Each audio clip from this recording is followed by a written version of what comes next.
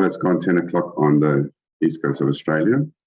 I'd like to say welcome to people from all over the world joining the Colour Society of Australia International Colour Day event. Thank you so much for taking the time. Thank you in advance to our speakers in many time zones. I know where Robert is right now. It's already 12 o'clock at night. Since many of us are in Australia, I'd like to start with an acknowledgement of country. So I begin today by acknowledging the traditional custodians of the land on which we meet. I pay my respects to their elders past and present.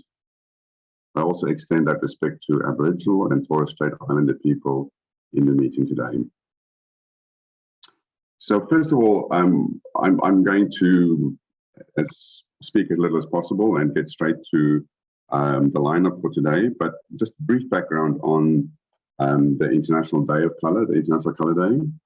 The adoption of such a day was proposed in 2008 by the Portuguese Colour Association, whose president, Dr. Maria Pau Durão, presented the idea to the International Colour Association. The proposal was agreed in 2009 among the members of the society, and it's of course composed of national associations and members representing more than 30 countries. So just quoting Dr. Durão, the 21st of March was adopted by AIC to celebrate the International Colour Day. Since around the equinox, the sun shines directly on the equator, and consequently, day and night have an approximate equal length all over Earth. Of course, we are this year holding it on the 20th of March for obvious reasons. It's just a tiny bit more convenient on the weekend, but that's the day we are celebrating. Also, just before launching into the lineup, I just wanted to share some exciting news. We've been discussing within the Colour Society of Australia an annual student prize.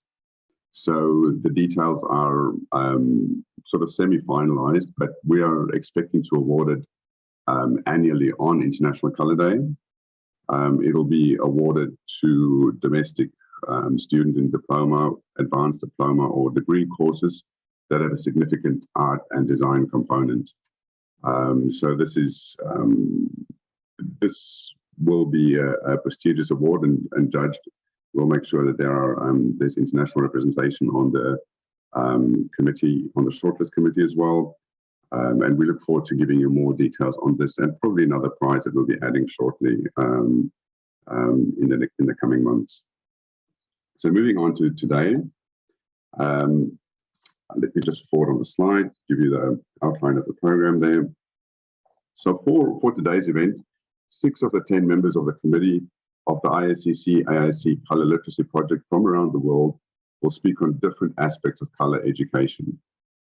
The Colour Literacy Project is a joint initiative of the American Inter-Society Colour Council and the International Colour Association, formed to explore colour education from a multidisciplinary perspective of connections between science, art, design, industry, technology, and culture. The CLP co-chair, Robert Hirschler, will present the keynote address, a critical review of the 7 contrasts for Johannes Itten, co-authored with committee member Andreas Schwarz from Germany. David Briggs, who most of us know, will illustrate alternative frameworks available today for visualizing color relationships for different purposes. And Robin Kingsborough from Canada will discuss her remarkable multidisciplinary color course at York University. These presentations will be followed by 2 short reports, one by Paul Green Armitage from Western Australia on 2 related workshops conducted with Sean Adamas, and the second CLP chair, Maggie Maggio and Luann Stovall from the US, giving an update on the activities of the Colour Literacy Project. Housekeeping notes, as you can see there, and as you're probably aware if you're using Zoom at all, the recordings are being, this proceedings will all be recorded. The recording will be available to the members of the Colour Society in the members area, but you should also be aware that speakers might repost some of their own presentations, and other excerpts might be posted on social media. And of course, because it's potentially quite a large audience today, will be most of the people will be on mute most of the time. Try and post any questions in chat, and if the speakers can pick up on that, anything that they want to respond to, or have time to respond to, that would be fantastic. I will try and keep track of it myself as well, and maybe voice some questions in case it's sort of scrolled out of sight by the time we get to the end of the talk. And I think that's probably it for the initial introduction. I think we want to launch straight into our first speaker, Robert Hirschler. As I've mentioned already, it's 12 o'clock at night, well, 12 now where Robert is. We are extremely thankful that he's taking this time to give the presentation. I'm sure some of us are extremely well aware of his enormous background in color, but I think I do want to go through this and just give the whole audience an idea of the authority that's about to address them. So Robert has been actively involved in all aspects of color theory, color science, and color technology since 1966. He graduated at the Technical University of Budapest in chemical engineering textile chemistry. In 1967, he presented his first paper on computerized color matching, which is close to my heart. It's something I've been working on, and so it looks like I'm only 53 years late, something like that, and had been involved in colorimetry and color science ever since. He has been involved in AIC activities for over 40 years. He's an active member of both Procore in Brazil and the Hungarian National Color Committee, and a member of the AIC Executive Committee.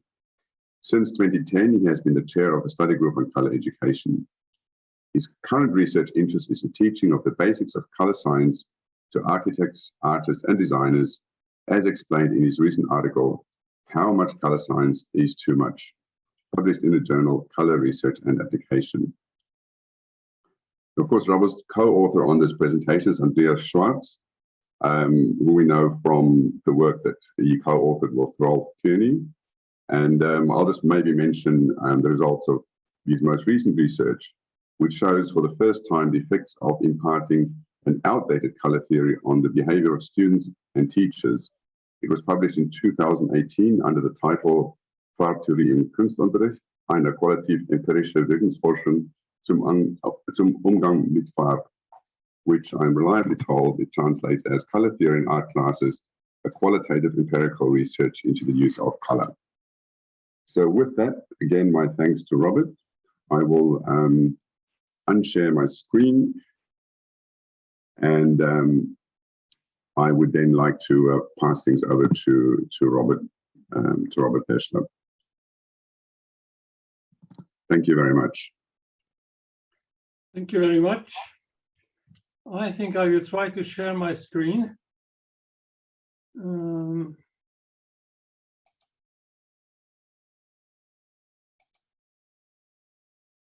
you should be able to see the title page. Is it correct? Yes, thanks. We're seeing that clearly. Thank you. Thank you very much for the introduction. Let me add that this presentation is a joint effort with Andreas, who had published quite a bit on the topic, but we have taken some new views on this subject. And of course, you may ask that in 2022, why are we talking about Johannes Itten? And why is it important that we give a critical review of his 7 color contrasts? Well, the answer is that it's still around all over the world, and I will show you some examples. And unfortunately, I have to say that it's making quite a bit of harm in color education. So this young gentleman is no one else than Johannes Itten, the tender age of 21, is a student of the École des Beaux-Arts in Geneva, where he studied art. He was to become a painter, and later he became a color educator and an art critic.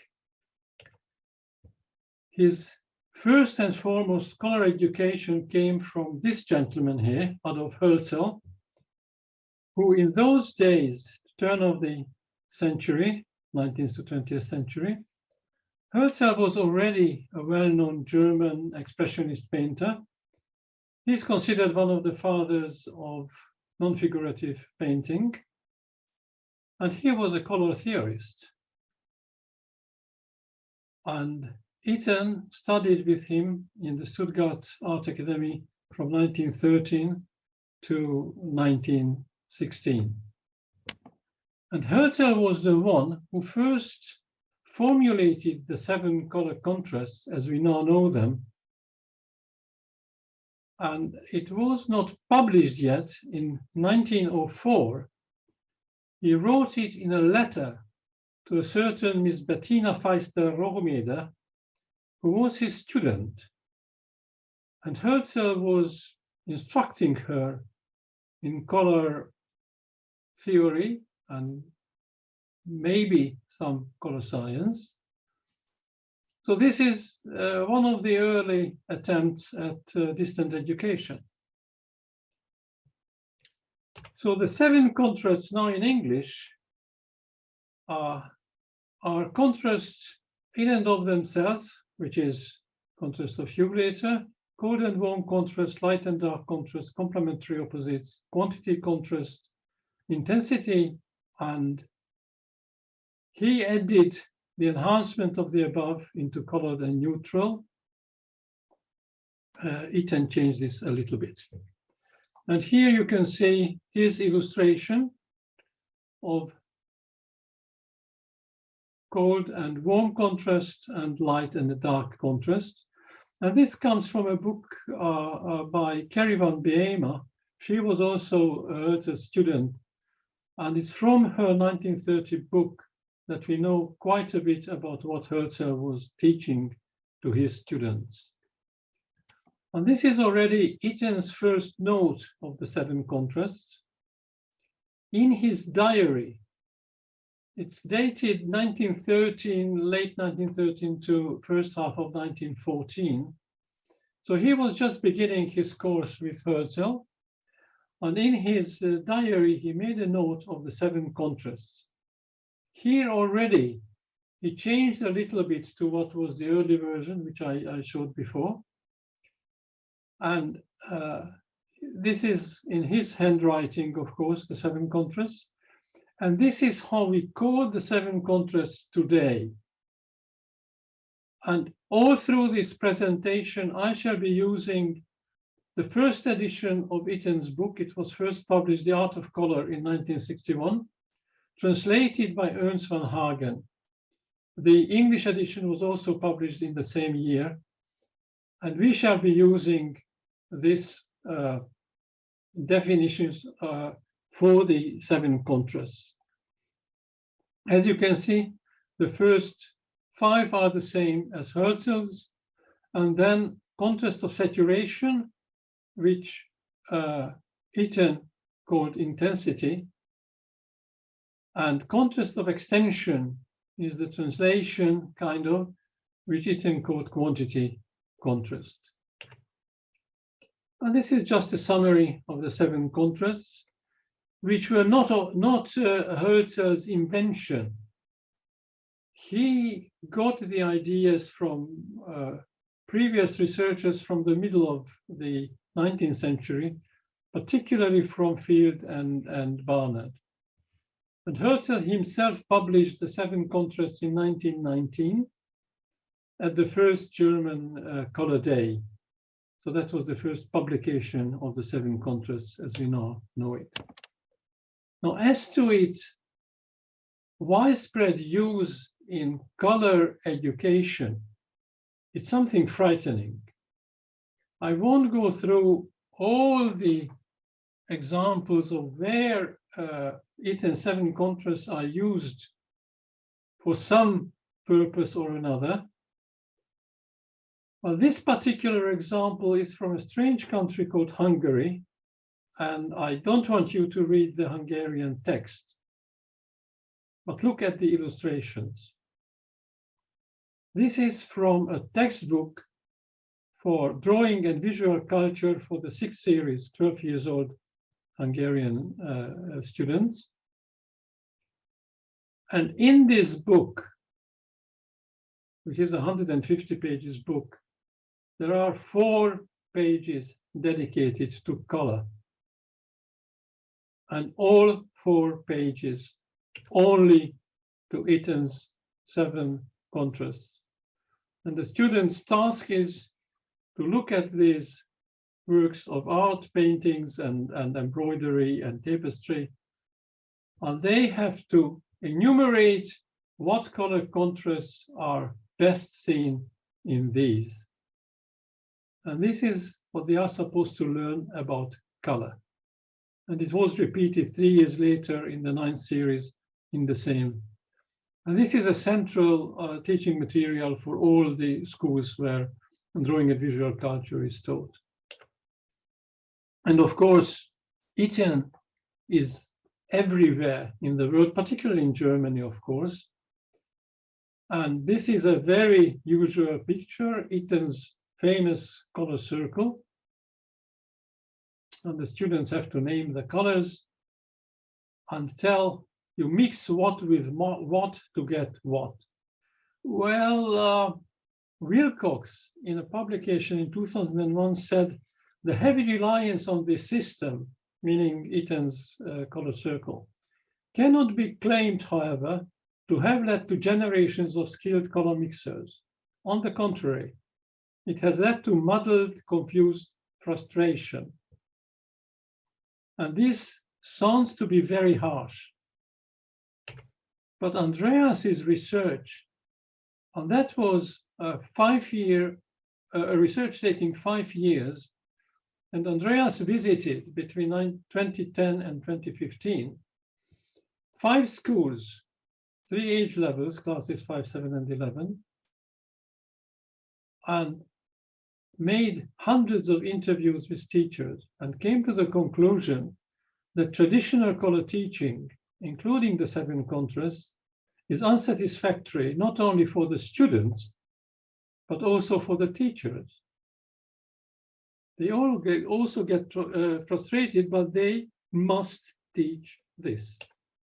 So why is Itten so popular? First and foremost, because in 1961, he published a book under the title, The Art of Color. In the same year, it was published in German and in English. And a year later, it got into the 2nd printing. And I must remark that this first print, the first edition, both first and second printings, were supervised by Itten himself. And he made great care to get the colors right. So they printed this book in 3 countries, 3 different printers, 3 different printing processes, and the illustrations are just taped in. So they were specially prepared. And then in 1970, Itten's widow, Anneliese Itten, arranged for a simplified edition, which took an abbreviated version of the text and some of the illustrations and some new illustrations, not very fortunate ones, I must add. Just a remark here, the American edition, Itten's Elements of Color, is the translation of the German edition, the study edition of The Art of Color. But Faber-Biren, who was the editor, and he wrote a foreword to this book, somehow forgot to mention that this is the work of Anneliese Itten. So it just got forgotten.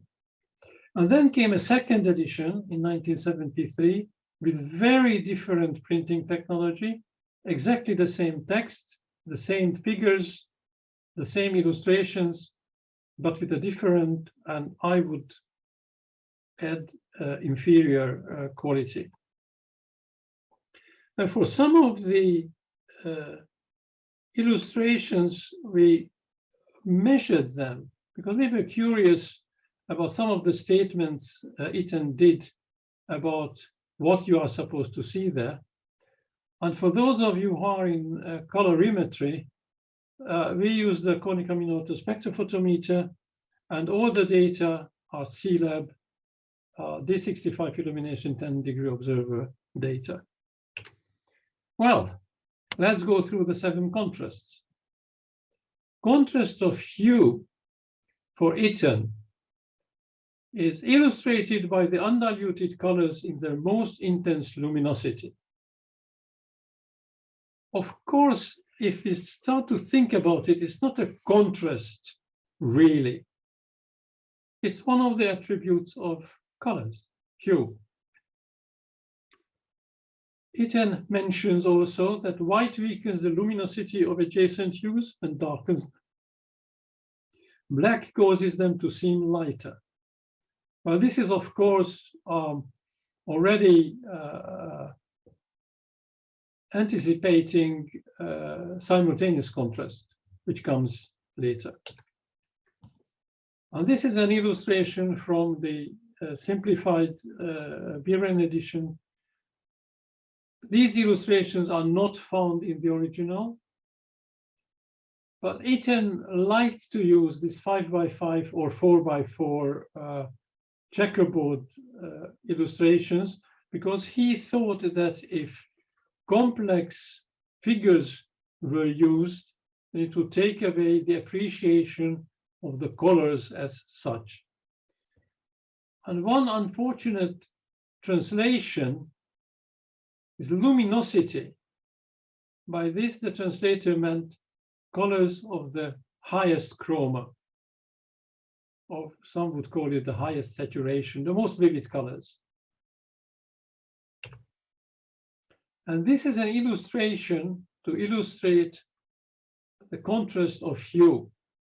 Itten's book, the big Art of Color edition, has 28 of these beautiful reproductions of artwork, mainly from the Middle Ages and later, but some even from the 19th century. And there is one Mondrian even among the illustrations. And these are beautiful. But if you look at this painting and start hunting for contrast of hue, of course there is contrast of hue because it's a multicolor painting, so there are different hues. But you can also find contrast of complementary contrast between the blue and the orange and the red and the green and so on. You can find saturation contrast. You can find lightness contrast. You can find contrast of extension. So it's very forced, very exaggerated to say that this is an illustration of contrast of hue. And what is worse, that the 7 contrasts serve as a filter for the children. Instead of looking at a complex picture, they are only searching for one or more contrasts. It takes away from the appreciation of the artwork. And our advice would be that if you go to a museum, enjoy the picture and its effect on you. If you follow his 7 contrasts, you're only thinking in categories, and you are not giving full justice to the works of art. The next contrast which Itten mentions is light-dark contrast. Once again, in the first place, it's not a contrast. I mean, if you place 2 different colors next to each other, more likely than not, there would be a difference in lightness. It's another attribute of colors. But in this illustration, Itten says that these colors, the horizontal rows, all the different hues are in brilliance. Again, a problem with the translation, he meant lightness of the corresponding grays. You can see that on the top row, it's all whites, and then you have 11 gradations. One thing which is interesting, and of course, it's not Itten's discovery, But he kind of makes a point of telling you that the purest colors are not at the same lightness level, which we of course know from Mansell's color tree, because there it's very pregnantly seen. In this chart, Itten's chart, yellow is the purest, the strongest, the highest chroma.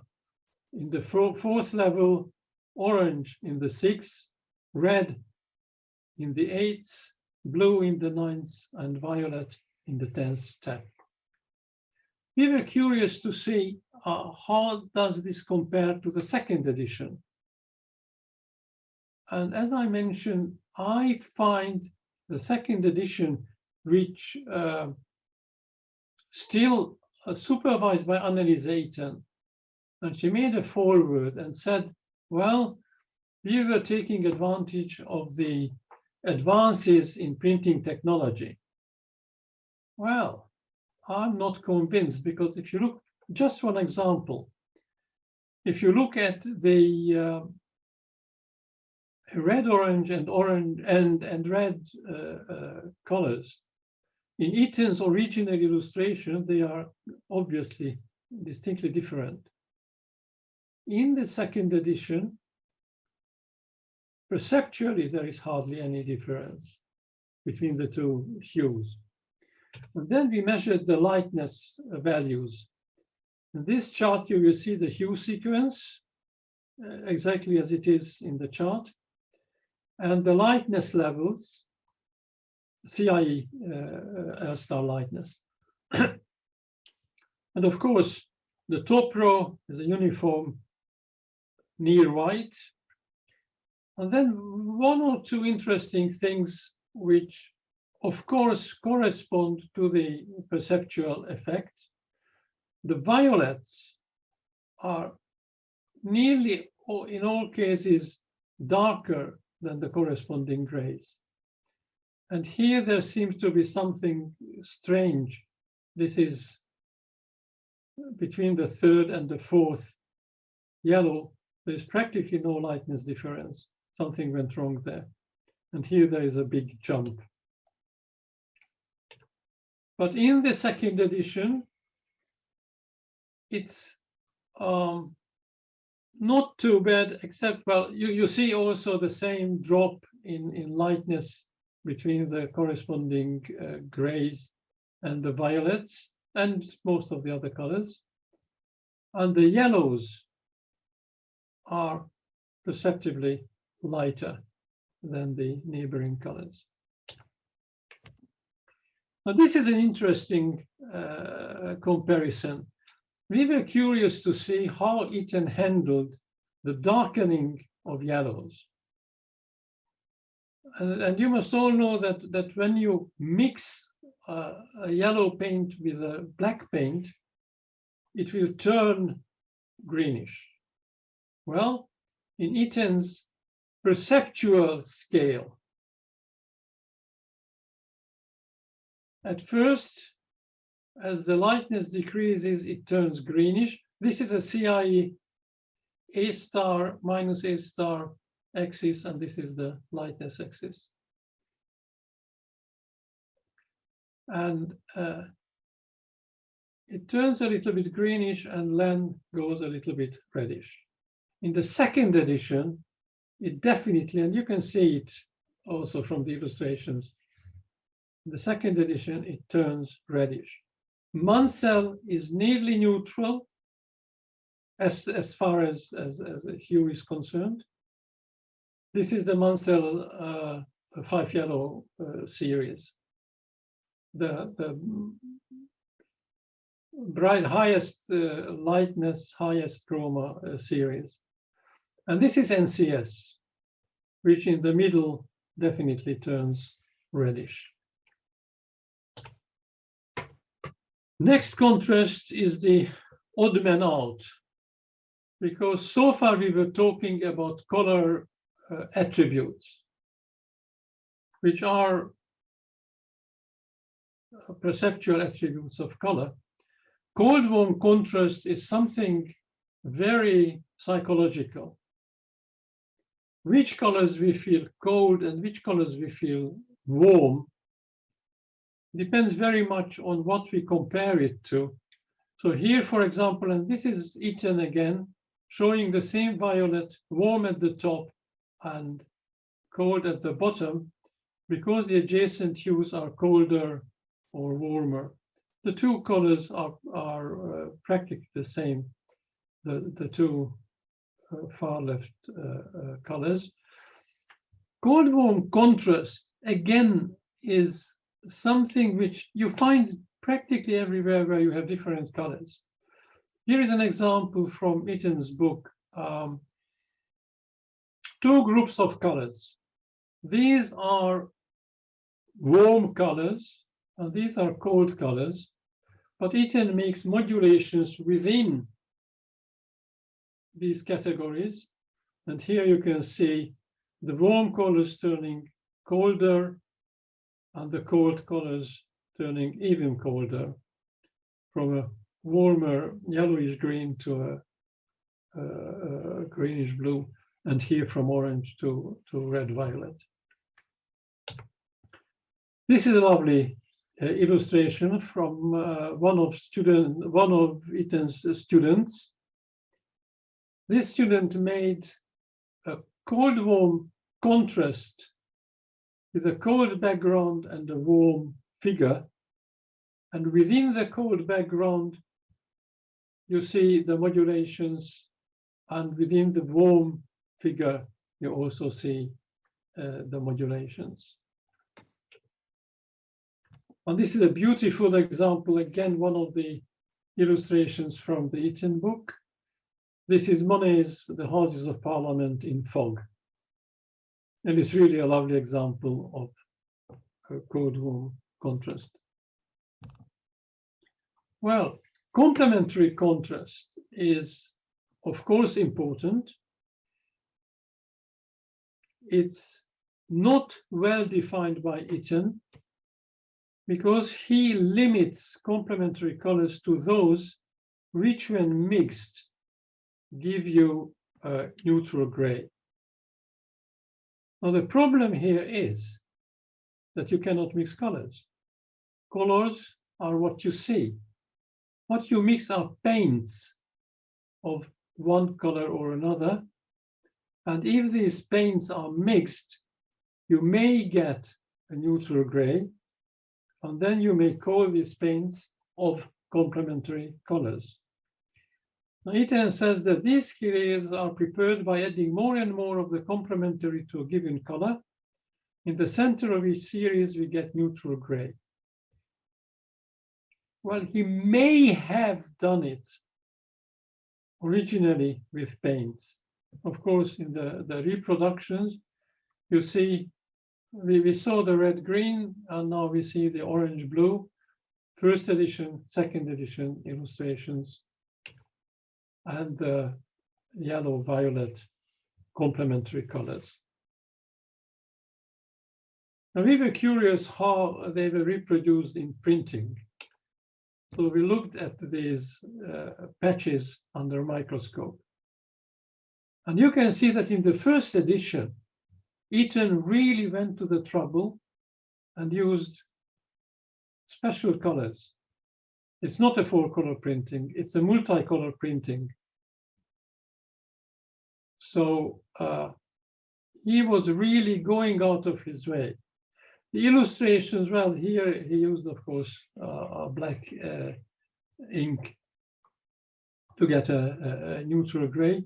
In the second edition, they didn't bother about it. It's plain four-color offset printing with only the gray to illustrate the neutral gray, with only the black ink illustrating neutral gray. Well, if the pure students read it and say that you mix this with this and get this, well, they will suffer during the exercises because it's more likely than not will not turn out so perfectly. Now, Itten does not mention, and I think it's important to emphasize, that you can find 5 situations in which complementary colors may be produced or at least evoked. You know, if you mix complementary lights, and this is one definition of complementary colors. If you mix them, if you mix the stimuli, talking of lights, or if you mix the paints, talking of subtractive mixing, then you should get a neutral gray. In the case of lights, white. In the case of partitive mixing, Maxwell's disk, you get gray. In the case of subtractive colorant mixing, you get gray or black. This is psychophysical. Mixing lights obeys fairly simple rules. Mixing colorants is far more complex. So it's either the Vogel-Lambert-Baird law or the Kubler-Kamunck law, but it's physical. You have to go down to the spectral values to know what's happening. So again, the problem is oversimplification, saying that you mix this with this, you get that, and naming colors. No, it depends on the spectral properties of dyes or colorants in general. And of course, there are perceptual ways of evoking colors, after images and colored shadows. And the problem with Itten and his view of complementary contrast is that he conflates colorant mixing and perceptual effects. He says that you mix this color with this color, you get this color. And that's not so. If you mix this colorant and this colorant, you may get a neutral gray. If you mix on a rotating disk the exact same colors, you get ugly, muddy brown, not gray, but also not yellow, because this is partitive mixing. And if you use an illustration of colored shadows, which is fascinating, but there it's contrast and adaptation together. But it gives you perfect complementary contrast pairs. Itten, by the way, Itten does mention something about colored shadows and why they cannot be photographed. And we happen to publish the paper on why they can be photographed. But Itten wasn't there to argue. And this is an illustration, again, from the Itten book. Beautiful example of complementary contrast, several, but also contrast of hue, contrast of lightness, contrast of saturation, and so on and so forth. So again, the same problem with analyzing artwork, looking for contrasts. Simultaneous contrast is, of course, well known, much studied, and Itten mentions that it's of paramount importance to all who are concerned with color. Goethe said that simultaneous contrast determines the aesthetic utility of color. Well, in his illustrations, he's trying to put gray squares with equal lightness to the surrounding area so that you can see the complementary color in the middle. Well, you don't. At least I didn't. And I tried to look at the book Under Daylight, which is Itten's recommendation, to look at the illustrations under natural daylight. And here again, 3 different grays, which are supposed to look the same because of different orange backgrounds. I think that Albers 2 years later, well, this is a 1962, this was from the 2nd edition, because we were using both the first printing, the second printing of the first edition. We were using both the first printing and the second printing, depending on which copy was in a better shape.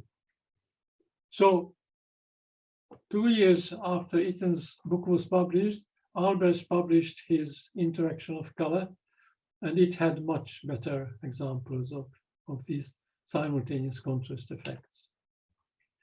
And one detail, again, which Itten, I don't even say that he should have known, he knew it, because in his 1914 diary, he made copious notes about Betzold's color theory book.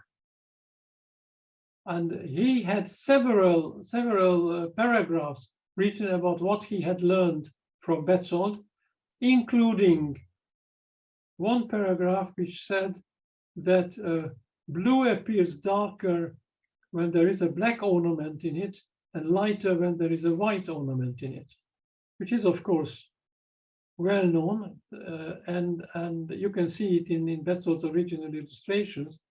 Now, this red is much lighter than this red, although according to simultaneous contrast theories, the white should make it darker and the black should make it lighter. So Itten completely ignores this. Now, today, of course, we know much more about simultaneous contrast and similar effects. And if you look at these two patches, I think you can agree that this is perceptibly darker than this. And I can promise you that these two patches are physically the same. They have the same spectral power distribution. They have the same tristimulus values, the same RGB values on the monitor, and yet they appear different. So my question is, are they the same color or are they not the same color? We have good arguments about this question, and I won't answer the question now. And this is, again, the similar colored paper chips. These were cut out, these paper chips, the colored chips are paper chips, cut out from a uniformly colored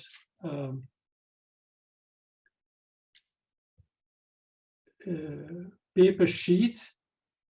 And again, over the white background, it looks lighter. Over the dark background, it's darker. It's called, today we call it the Munker-White effect. All this is completely missing from Itten's contrast theories. But here is a lovely example. Hirschler himself in 1908 painted this sitting lady in simultaneous contrast. This is the title he gave this painting. Contrast of saturation, it's also important. Itten says that to comprehend contrast of saturation, we must eliminate light-dark contrast, hence the brilliances, meaning lightnesses, of all squares must be the same. If you look at them, well, the yellow is certainly not the same lightness as the gray. To me, the blue and the red appear somewhat lighter, but this is the problem, that it's very difficult to distinguish. And most people confuse a little bit what is lightness and what is chroma difference.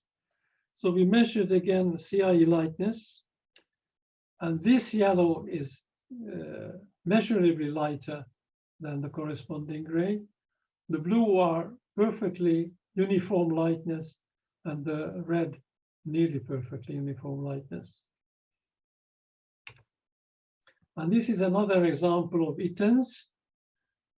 And he says that the figure shows 3 luminous colors of equal brilliance, meaning lightness, along with neutral gray.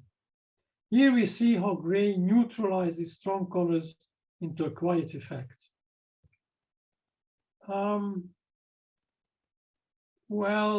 Yes, you can argue about it, but again, if you look at the three most luminous colors, the green, the blue, and the violet, they are certainly lighter than the grays and the muted colors, and certainly lighter than they themselves.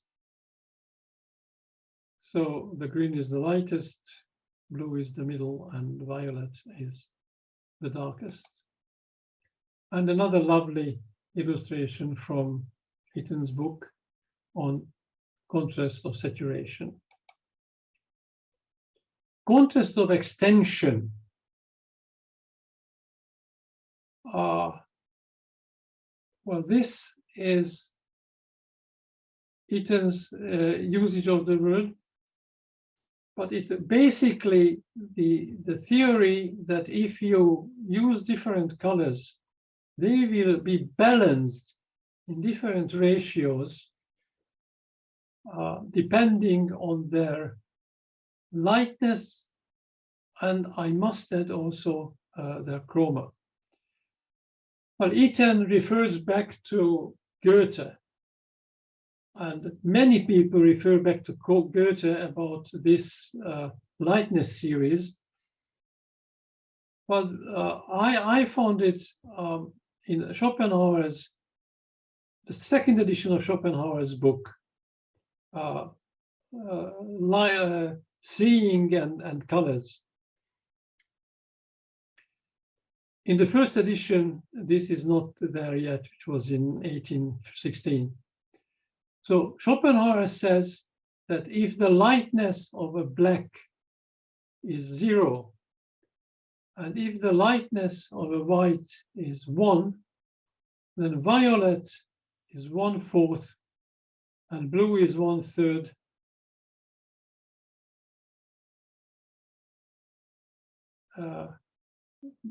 Blue is 1/3, green is half, red is half, orange is 2/3.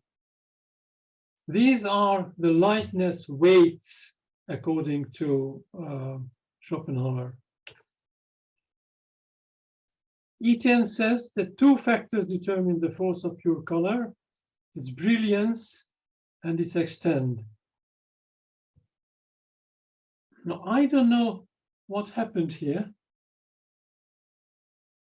I don't know if you can see it on your screen also. I didn't put it there.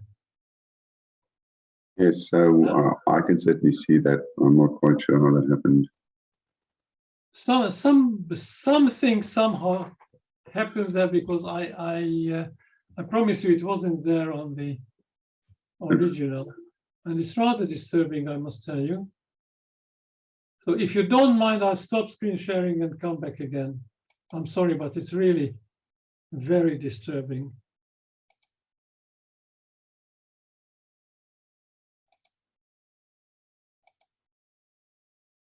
Okay.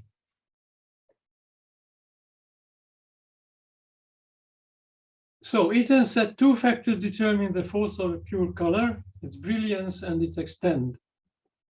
And I must add that also its chroma, but he forgot about it or didn't know about it. He said that in converting these values to harmonious areas, I must take the reciprocals of the light values. So Goethe or Schopenhauer said that yellow is 4 times as strong as violet. So you must take 1/4 of yellow only to balance 3/4 of area of violet, and 1/3 of orange would balance 2/3 of blue. So you need 4 units of orange and 8 units of blue in a painting to make equilibrium, whatever that means. And red and green are half and half.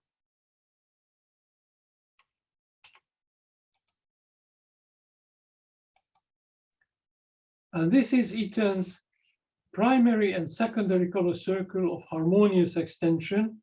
He is using the areas mentioned before.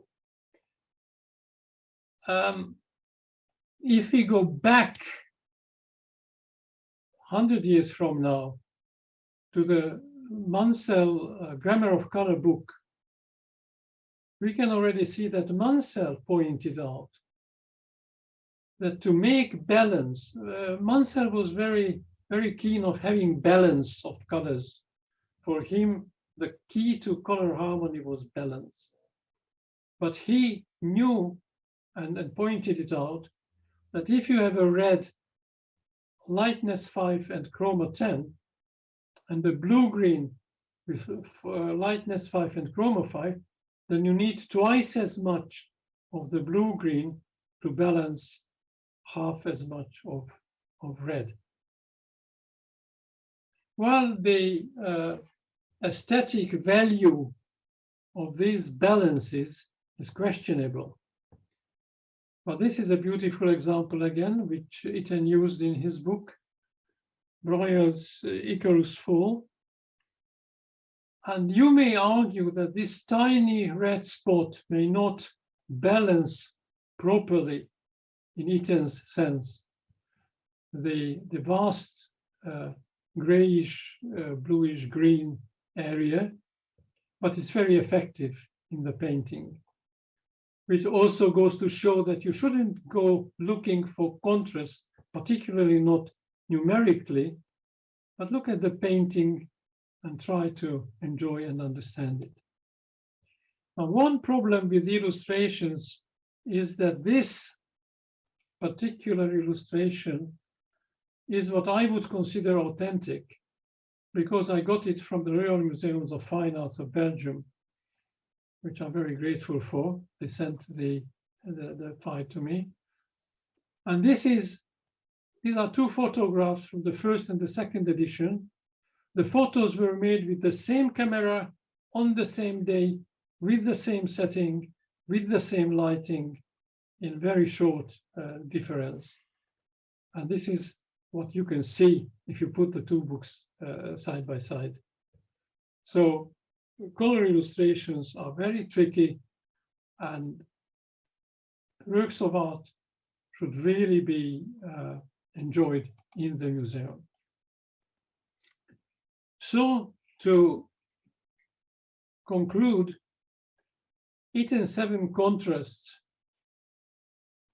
are misleading, because Andreas prepared a very simple example, one single pair of colors exhibiting hue contrast, light-dark contrast, cold-warm contrast, complementary contrast, simultaneous saturation, and contrast of extension. So if you have it in such a simple picture, why look for it in artwork? To conclude, I would like to quote Fritz Seitz, who was a well-known German color theorist and color educator. And regarding Itten's 7 contrasts, he said, the preoccupation with contrasts has an unfavorable effect if, above the generalization, the unprejudiced handling of colors is neglected. Because you should arrive to the museum and looking at the paintings unprejudiced,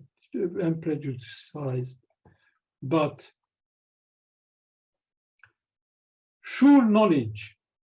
And these poor children will go to the museum with the sure knowledge that you will find some nice contrast on the painting. And foresight can easily lead to putting sensitivity to difference, to sleep. The danger then lies in seeing the color contrasts as laws and to roughly schematize them. Well, don't look for color contrasts. Go to the museums and enjoy. Thank you very much.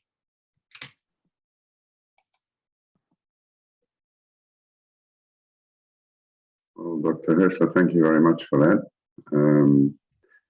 I'm sure we appreciate the deep thought and the careful preparation that's gone into this, and at the same time delivering it that hour.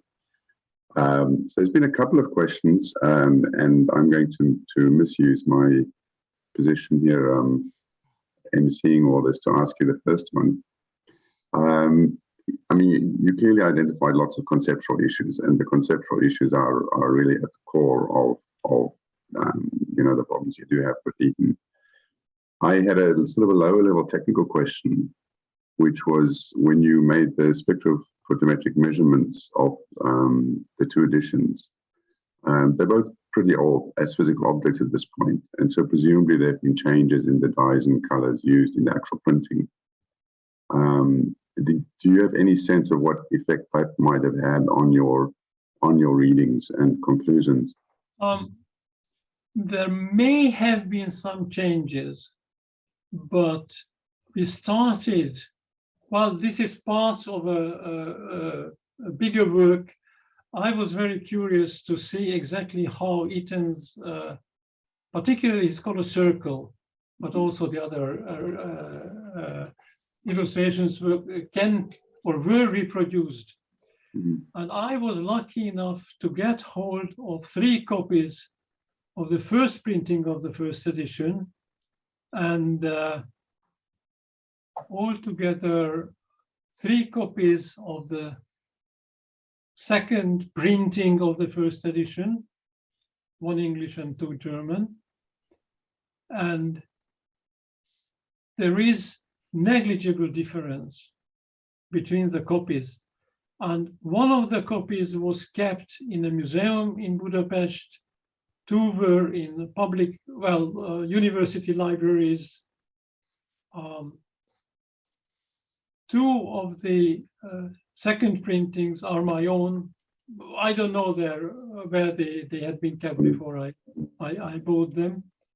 And one of the second printings was again from one of the schools.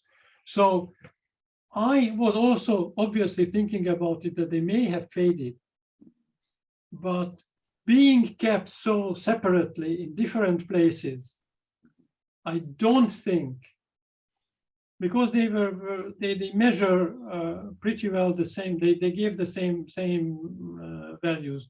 We made a lot of comparisons. So I think that the tendencies are definitely there. No, they may have faded somewhat, but I don't think that it was significant. Right. I think there was one question earlier on in the chat, which, if I understood it correctly, was asking you to comment on the priority between Itten and Mansell when we are talking about noting the fact that the highest chroma of any given hue occurs at different lightness levels. That's something you talked about when you showed the big square of colors in both editions. And I think it's probably something that goes back a little bit further than that, but if you do want to comment about priority between those two. No, it goes way back. Of course, it goes way further back, but Mansell gave a very, very good example. But strangely enough, Itten never mentions Mansell. Mind you, in his old book, he mentions Hirschler's name once. Mm-hmm. And he learned everything from Hirschler. So he was not a grateful type. Well, if there's nothing else, I think that was beautifully timed. Thank you so much. And we'll fully understand if you need to retire at this point, but on everyone's behalf, I'd just really like to thank you for that very thoughtful presentation. And thank you very much. And you have my contact address. If anybody has any question, I'm sorry, during the presentation, I simply had no time to look through the chat. Yes, I think. But if anybody wants to ask me any questions, you have my email, and you can contact me anytime. Well, many thanks. Fantastic. Thank you very much. All the best to you. Bye-bye now. Bye.